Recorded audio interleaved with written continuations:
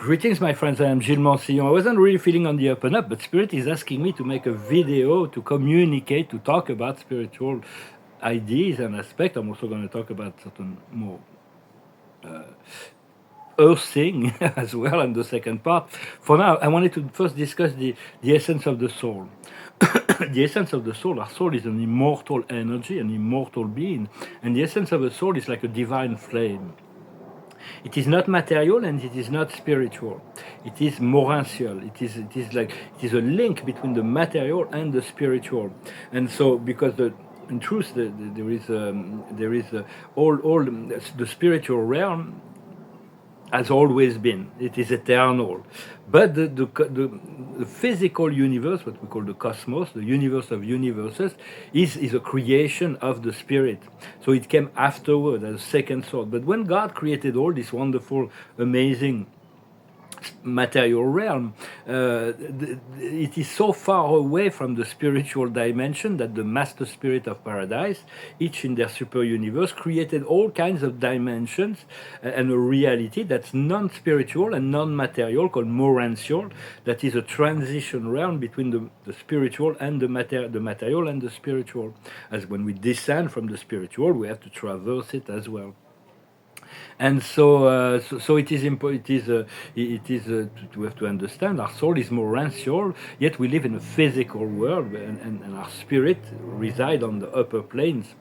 And so I wanted to discuss the sacred flames. The sacred flames, for those who are familiar with this idea, is they are rays of light, sacred light, divine intelligence that are connected through our chakra system. For those who are aware that we have those energy centers that are vertical. So and there is 12 main rays, and 7 inside and 5 external above us. So there is 12 rays of light that are essential, that are fundamental, but there are many other rays. When we go into 6th dimension, we start to seeing all kinds of colors and rays. For it's in a sense, we have the red ray on the bottom, then the orange, then the yellow ray at the plexus solar, the solar plexus, the emerald ray at the heart, the blue ray at the throat, the indigo ray at the third eye, and the violet ray on the seven chakra. Then we have a silver ray as a soul star, but as we ascend the ninth chakra is a turquoise ray. Then there is an aquamarine ray. Then there is a pearlescent ray. Then there is before the pearlescent there is an aqualescent. Opalescent, I'm sorry, I was looking for my words. There is an opalescent ray, which is quite wonderful, and then there is a pearlescent ray, and then there is the white light of the Creator. But we're learning also to integrate the first primary ray, which is the blue flame of power, the pink flame of love, and the yellow flame of wisdom. Those are the three rays that we need to integrate. And there is, of all those sacred flames, there is only 2 divine ray that we can use without protocol. One is the pink flame of love that we can send abundantly to the heart of anyone through our intention. Once we have our third eye, we see what's going on when we use those rays. But until the third eye is open, it's only for my intention. So this is the pink flame of love and the yellow flame of transmutation. Then we can use without protocol. But all the other rays have certain protocol before we use. We need to learn what we need to learn in the frequency before we can use them properly. Like the emerald ray, for instance, of healing, we need to have the consentment of the person before we send this. We create healing. We cannot heal somebody against his will or without his consentment. So there is all kinds of the white light of the Creator can also be used without protocol. But it's very difficult. We need to achieve a certain frequency before we can actually use it, because it's the white light of the Creator is the light that contains all the other rays, all the other light. It's not there is not in all the same proportion within the white light. There is all the other ray, but not in the same proportions.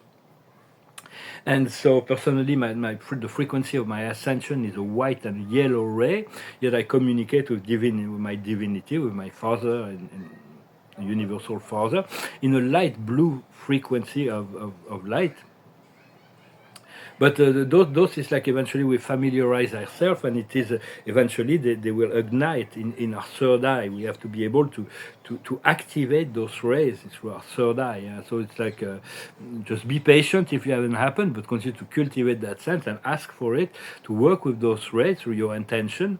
For we are ascending into fifth dimension as soon as we are accepting to be a vessel for the divine will, for the divine light, because the light reveals the unity and love that connects all things, and and it is we do have to something that came to my mind, to my consciousness, is that we have so many things that crosses our mind, crosses our consciousness in a daily in a day. There is so many thoughts, so many things that traverse our consciousness, and but there is always an invisible observer that are always observing and curious to know how are we going to react in relationship to all those things that are happening within ourselves. And eventually we do want to purify our intention, purify our mind, to cultivate good thoughts, good feeling thoughts, as much as possible, for the quality of our life and the peace of our own peace of mind. Personally, I feel a little bit exhausted by a soul connection I have. I know I have to forgive her. My soul has taken certain responsibility in this connection, but it is very painful to continue to hold on to that. I hope she'll stay well, since I kind of like had to step a little bit away.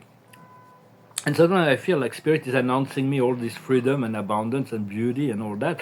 I feel like if it's because it's talking, as long as it's not manifested, it's just an announce. It's like, and I feel if I don't make it in this lifetime, I will make it in another. For there is always more to life. And as the Stoic used to say, Mark Aurelius, Seneca, Epictet, I recommend their philosophy.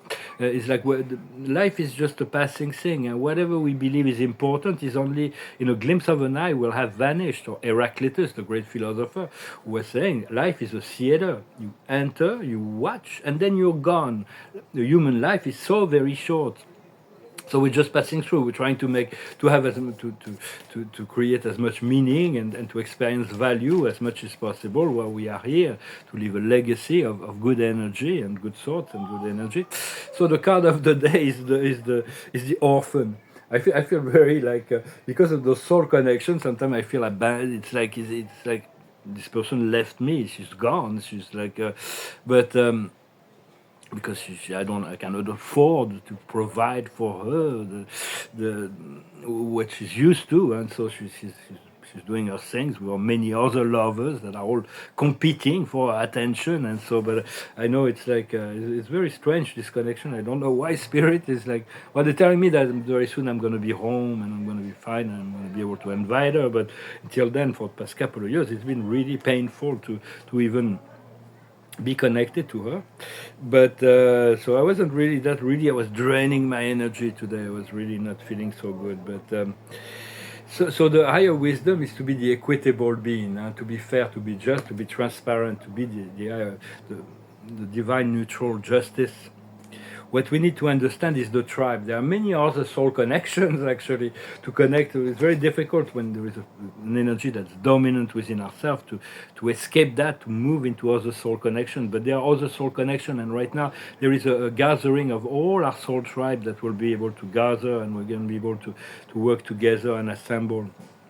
What we need to do is imagination, to continue to cultivate our imagination. Imagination is knowledge, it is power. Whatever we think, we can do. Whatever we think, we become. What we feel, we make real. What we can conceive, we can create. And the outcome is going to be there is a lot of choices and decisions that will need to be made. It's approaching the precipice. It's about making choices, making decisions. And so... So I wanted to discuss the fact that right now in the matrix, in the physical world, we have to expect the intensification of political crisis, economical war, and a lot of volatility in the financial markets. It is I'm just expressing some personal thoughts. I hope you resonate with that, but it is really something that is being in the deconstruction process because the society is far too reliant, in my point of view, on central banks, the banks, and the multinational and all the financial systems. And so those beings, those entities have too much power, and that is creating a form of slavery. Us in Europe here, the euro, the money that we use is so expensive, and to right now we need to, as French, we would be wise to return to the French francs, and then eventually probably leave the European Union. But right now, Donald Trump is depreciating the dollar. It's like the dollar, it's like the euro. It's like maybe it's the euro that's high, but I think the dollar is going down because he wants to reindustrialize, bring back the industries in America with his tariff and all that, and it favor the exports because the dollar is cheaper. It will be easier to export. But so I don't really know. I haven't been in touch with him. Before his election, we had a lot of spiritual connection. I helped him with his spiritual integrations. But ever since he's been elected, I've really disconnected. So if he needs assistance from the spirit, he will. I'm sure he'll call on that. But right now, it's still very. There is still a lot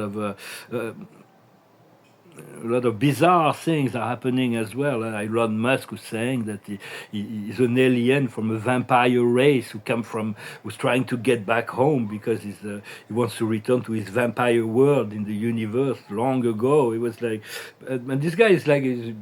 He's doing some good thing, but it's very anchored into this dark side as well. It's like personally. Right now, it's like we have to understand, and when you look into the financial and the market, it's like when you look for instance, there is a mimicking process. If everybody says they're going to be buying and buying and buying and buying that, everybody is going to jump on buying that. So it's like that's what's happening in the Bitcoin. So the hedge funds are said they're buying billions of Bitcoins, but in truth, when institutions say they want to buy, because it's not even proven that they do. It's because they want everybody to get on the market on the wave, so the price rise and they can sell. So if the institution and the media tells you that something is rising, that means the institution wants to sell. If it tells you that something is going to dump, it means that they want to buy. So just it's the reverse mimetism. You have to. I'm just not giving financial advice, but it's probably just common sense. So I wanted to say that I'm really against income tax. Income tax, when you see with the countries where they don't have income tax, they're very prosper and everybody's happy. And it's like a slavery tax. But I am for the tax all the finances, the financial derivative, and all the speculative market, all the profits made. So there is no good, no services. It's just number exchange papers and number exchange on computers, and that's creating a lot of inflation. So I think there's some places where income tax works, like in the Nordic countries, that they have find the right balance and people are happy about it. But so there is a lot of changes that needs to be made. It's like the too big to fail, or those ideas of too big to fail. We have this big institution where they involved in criminal activity, so they bankrupt, and so instead of removing the criminal and putting them in jail, they're just giving them more money to continue their activity because they're too big to fail. But it should be the state should take control of the corporation and put some honest people to. If it's too big and we need it, we can restore it. There's a lot of things in France that needs to be nationalized. And it's like the electricity, like the roads, all kinds of things. That there's been some insane politics that are creating a lot of suffering. And another thing that's problematic is the advertisement. If people advertise for something because they love a product, then it's fine, it is sincere. But when people are paid to push ideas into people's mind, then the big corporation will always have more power than the single individual that are proposing the same product. So in advanced civilization, publicity is against the law. We can't, but we can maybe use it intelligently. But the same thing with the justice system in America. I lived in America for 20 years, and by observing what was going on, I could see that there is so many laws and contradictory laws that whoever's got more money will win. But there is a divine justice that is now in the works. But a lot of the whoever's got the better lawyers will win at the end. Usually, that's what. And the power of the lobbies is like they are able to fuel to finance so many politicians to create laws that serve the interest of the corporation. There's all kinds of things that are coming into the light. I'm just observing. I'm just a compassionate observer. I don't seek to criticize anybody, but I think we're becoming more aware, and we're going to be needing to make some changes. Well, thank you very much for liking, sharing, commenting, subscribing. I thank you for your donations. I want to finish with a song and pull a few oracles. It's an old song of rock and roll of somebody who's realizing he's been living a life of crime and he wants to do his mea culpa. It's called The House of the Rising Sun.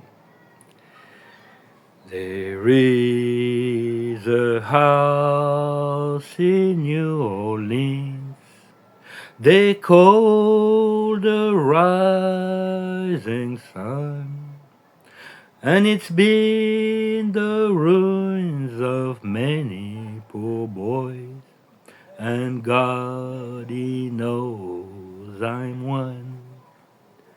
My mother was a tailor. She sewed my new blue jeans. My father was a gambling man down in New Orleans. Now the only thing a gambler needs is a suitcase and a trunk, and the only time that he's satisfied is when he's all drunk. I've got one foot on the platform, the other on the train, and I'm going back to New Orleans to wear that ball and chain. My mother tell your children not to do what I have done, to spend your life in sin and misery in the house of the rising sun.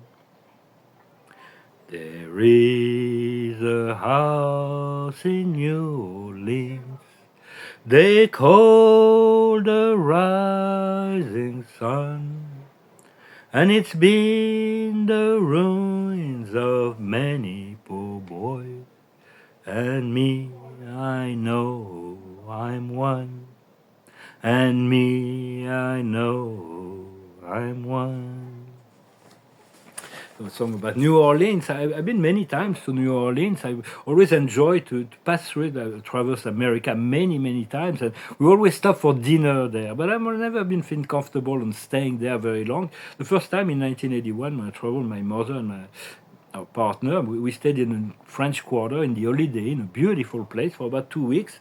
So at the time, but it's not a place where I felt very comfortable. Maybe it's changed over time. I'm not really sure. Really good restaurant though, and we send greetings to all our friends in New Orleans.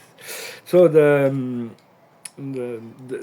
card of the day is fulfillment, and we're getting ready for fulfillment. Spirit is like showing me that it's like everything is like I feel like the manifestation of my life. It's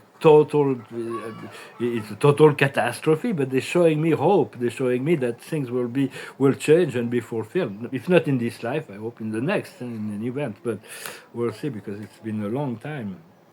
The higher wisdom is blessings. It's about blessing, continue to assist the world, help the world, and receiving the blessings from heaven, being in gratitude. Regardless of my life, I think I'm very grateful that I have my health. At least that's something. What we need to understand is solitude. It's okay to be alone, and all one, to be alone with yourself. It means those are the time that we are given to connect to our higher self. Very soon we'll have plenty of company what we need to do is to delight and to create delightful things, to have a delightful life, to delight ourselves. When the energy comes down, to be in the gratitude for what is so delightful that comes from our heart and the higher planes, and the outcome will be pleasure. There will be pleasure. So it's like it's been hard, but there is this freedom that is still there's going to be things are going to be pleasurable. Spirit is asking me to have fun. I don't have any means by which to have fun, but I assume they're going to provide the condition for me to play and enjoy a little bit my life before the end of this incarnation. Well, I hope you had you're having a good day.